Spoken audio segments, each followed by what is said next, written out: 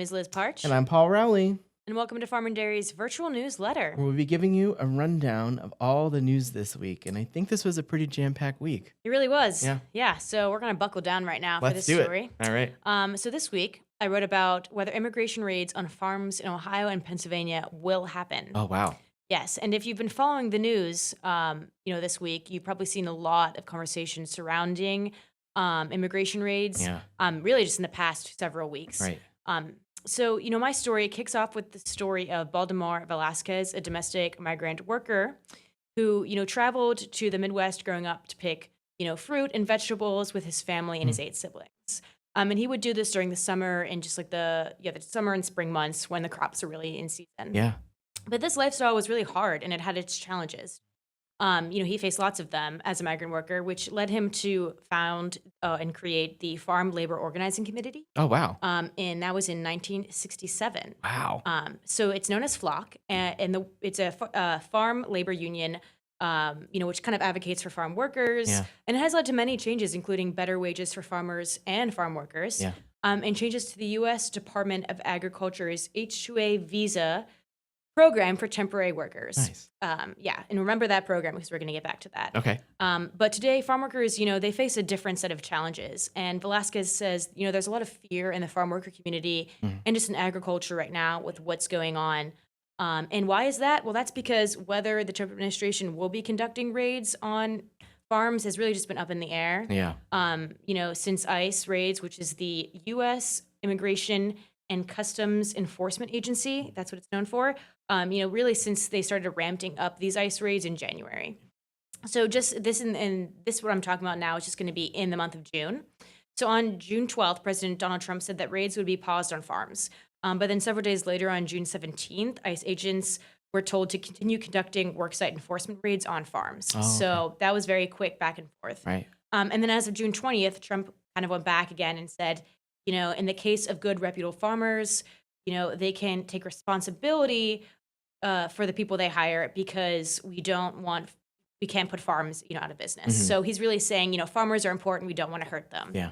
But so why is this important at all, really, immigration and agriculture? Well, there are many statistics that say U.S. agriculture is heavily reliant on immigrant labor, with some reports saying more than 60% of farm laborers in the U.S. are Hispanic immigrants. And some reports even say larger than that, like almost 70%. And a large portion of these immigrants are undocumented. So for the story, I also talked to Scott Higgins, who is the CEO of the Ohio Dairy Producers Association, because a lot of dairy farms employ immigrants as well. Right. And he said there are a lot of Ohio farms, or there are some Ohio farmers that rely on immigrant labor.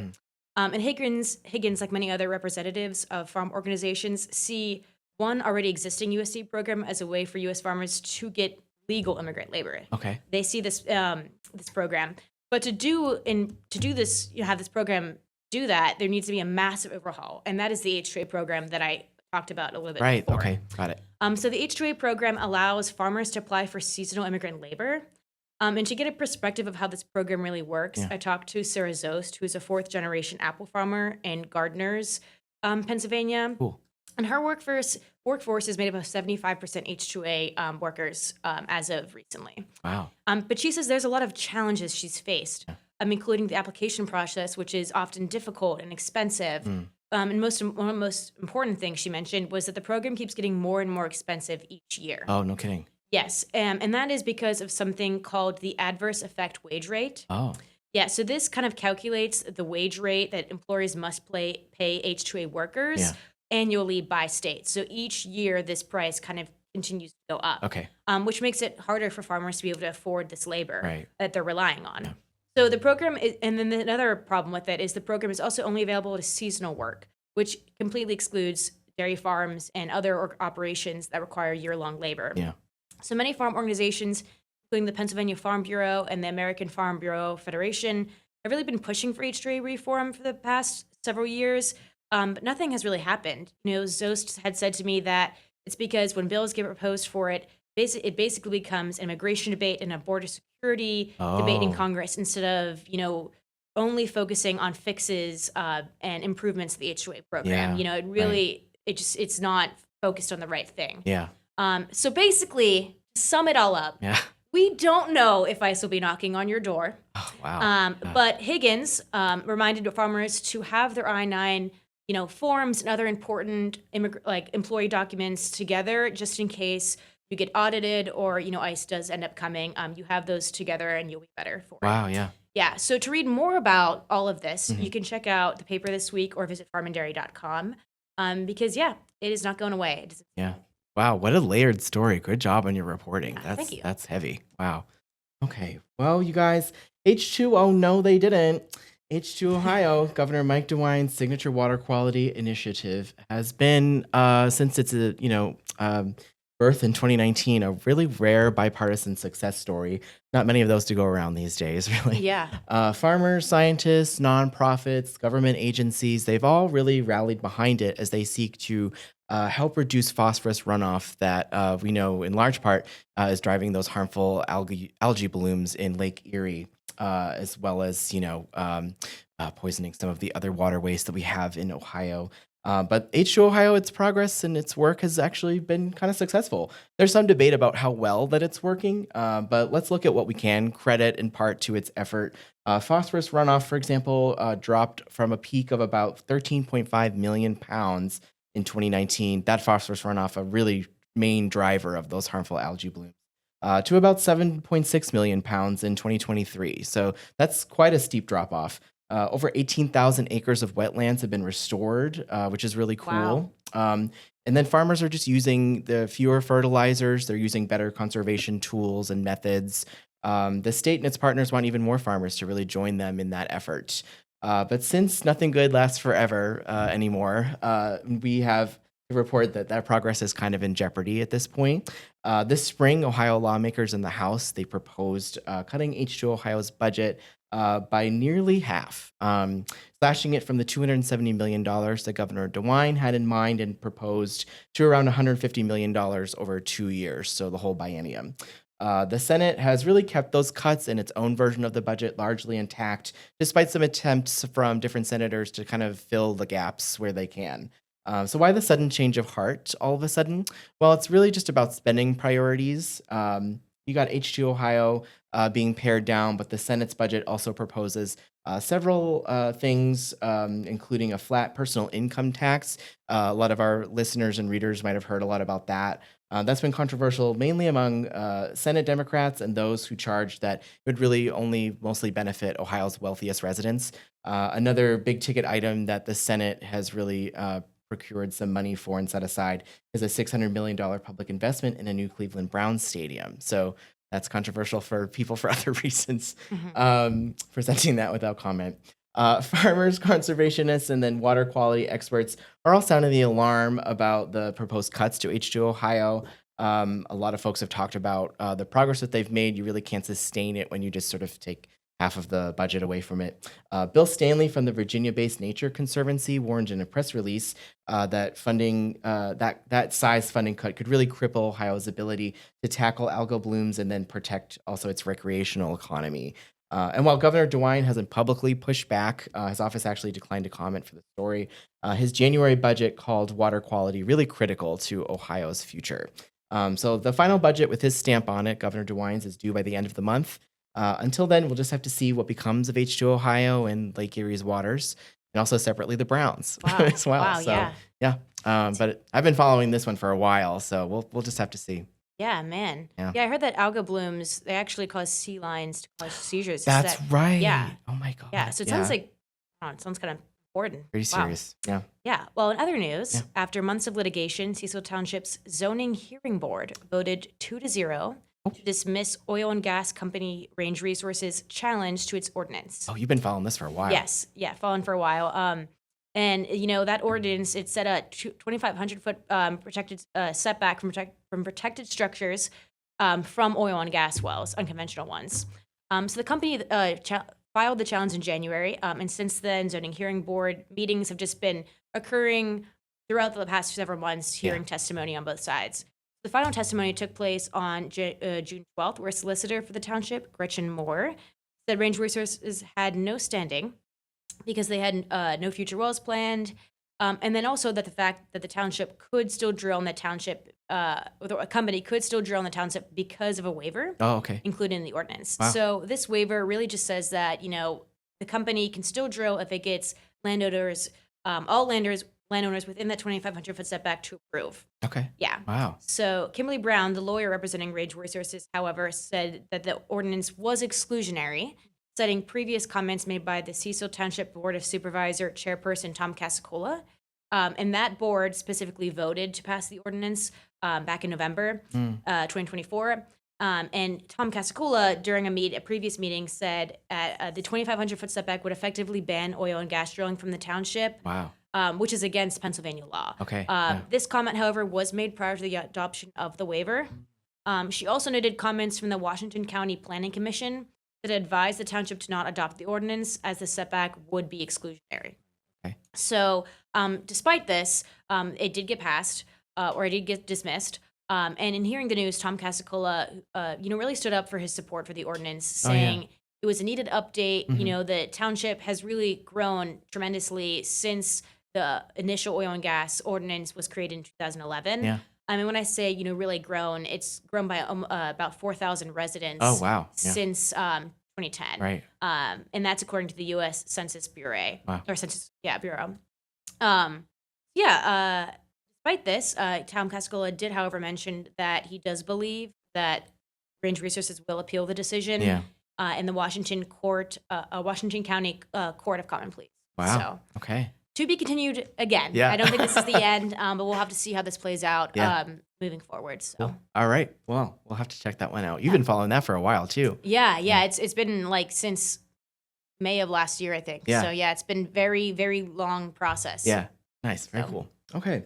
Well, in other Pennsylvania news, actually, did you know that nearly 3.5 million residents rely on private wells for their drinking water?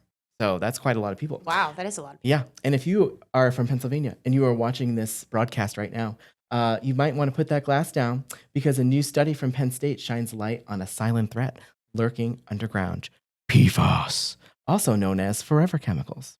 We don't love them. Don't love them, but that voice. Researchers from Penn State have done this very large citizen science project, wrapping up after about 3 years, testing 167 private wells across the state for these very terrible chemicals. And the results were a bit of a mixed bag, but they came up with some very interesting results, actually, as a result of their efforts. 18% of the wells sampled had PFAS levels that exceeded the maximum contaminant levels set by the EPA. There is a little bit of a silver lining there, though.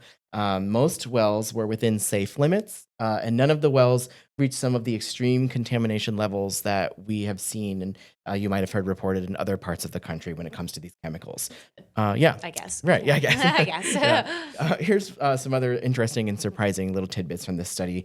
PFAS was more likely to show up in wells that were near developed land and not farms. And actually, contrary to what many people might expect, higher PFAS, were actually found in wealthier areas and not poorer ones. Wow. So that actually bucks kind of the usual trend of when it comes to environmental contaminants. They tend to be more concentrated in poorer areas. The research team also noted that PFAS levels varied over time in the same well. So that is actually really interesting. Means that a really safe reading from your well today does not guarantee that it will be safe still tomorrow. So that's a bit wild there. Yeah, that is crazy. Yeah. Wow. If you are in Pennsylvania and this might affect you and you would like to know more, Penn State Extension is actually hosting a free webinar on July 2nd to talk about PFAS and what well owners can do to figure out more information about the safety of their water. So you can find out what else the study said and where to attend that webinar in the paper and also on our website. Wow. No one's safe from PFAS. No, really not. Yeah. Wow. Also, you'd have a great Batman voice. Oh, Like thanks, that yeah. PFAS. Batman. Yeah, Batman. Thanks. Anyways, exciting news for our fairgoers. Oh, yeah. Included in this week's paper is our first fair tab. Hey. Yeah, it will cover the first fairs this season, including Trumbull County, Carroll County, the Big Butler Fair in Pennsylvania, and many more. Awesome. So go check that out, all the schedules, and check out a fair because they're really fun and you got to see lots of cool animals. So Yeah. This is going to be my first like fair year, honestly. yeah, I'm really it's excited fun. about it. It's fun. Yeah. So And meanwhile, before you step out to go have that fun, actually, there's a monster on the loose. Kidding, sort of. Let's zero in on a seasonal threat. God. That small, stealthy, likes to engorge itself on blood. Blood. Ticks. Yeah, really bad. Even though tick-borne diseases are reported year-round in states like Ohio, Pennsylvania, and elsewhere, cases tend to spike in the summer months. Obviously, when people are, frolicking about with their pets and enjoying all of the natural splendor that surrounds us and the beauty of our earth and whatever, unaware that a monster is lurking in the tall grass, in the brush. And while not every tick carries disease per se, it is smart to know that some of the species, it's smart to know and be able to identify these species of ticks because the bite that you notice today could become a severe illness that you regret tomorrow. Much like I found myself many years ago at the end tail of my clubbing years when another patron bit me. Yeah. Wow. Yeah, long story. You'll want to get a good look at our awesome and handy auction guide for a thorough breakdown of the really dangerous ticks you should look out for. But let's just consider a couple that you're most likely to encounter out there in the outdoors and the diseases that they carry. So first of all, we'll start with the femme fatale herself. The black-legged deer tick, all right?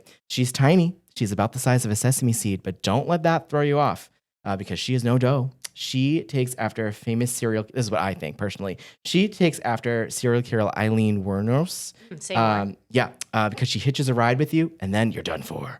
Just kidding. It's not right away. But the female is easy to spot with her black shield and orange body. So those are some like identifying features you should look out for. These ticks are infamous for carrying Lyme disease. That's where that comes from in large part. My friend has Lyme disease. Oh yeah, it's like really serious. It's pretty common, yeah. And then some other things called like the Powassan virus and some other stuff. I don't know what that is, but it sounds very bad. And I would I guess encourage you to Google it if you want to check out more. There's also a new face in the threatening tick community, the Asian longhorn tick. First seen in the U.S. only in 2017, so very recent. A very small, unassuming, but dangerous, especially to livestock. It carries a disease called Filaria orientalis. Tried to pronounce that well, which can seriously harm cattle, actually. They can develop symptoms of this disease from increased heart rates to anemia to jaundice to something called open cow to increased mortality. And there's actually no approved treatment in the United States right now for that disease. Wow. Very Don't bad. want to get that one. No, Wow. and your cows don't want Or it any, either. but Right.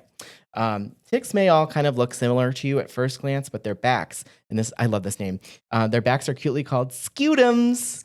Hold the ID clues for how to identify them. So females have a half scutum to allow for swelling while feeding, while males have a full shield. They don't have a scutum, but they'll use that shield to get you. So you got to watch out.